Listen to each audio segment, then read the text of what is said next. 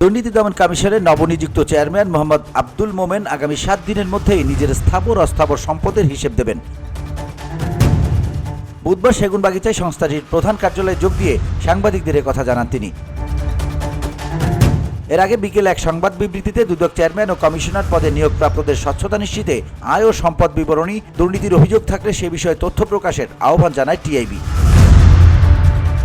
বিষয়টি দৃষ্টি আকর্ষণ করলে দুদক চেয়ারম্যান আব্দুল মোমেন বলেন, আগামী 7 দিনের মধ্যে আমরা নিজেদের সকল স্থাবর অস্থাবর সম্পদের হিসেব দেব। এ সময় নবনিযুক্ত কমিশনার মিয়া মোহাম্মদ আলী আকবর আজিজি সম্পদের হিসাব দেওয়ার বিষয়ে সম্মত হন।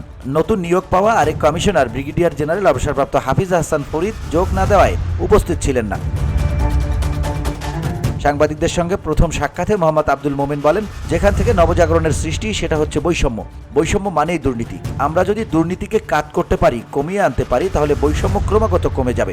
একেবারে নির্মূল হয়তো হবে না, এসব বিষয়ে বড় ধরনের দুর্নীতি হয়েছে, রাষ্ট্র সবচেয়ে বেশি ক্ষতিগ্রস্ত হয়েছে। এই কাজগুলো যারা ঘটিয়েছেন তারা যাতে শেষ পর্যন্ত ছাড় না পান, আমরা সেই বিষয়টি চেষ্টা করব। VOD Bangla news desk.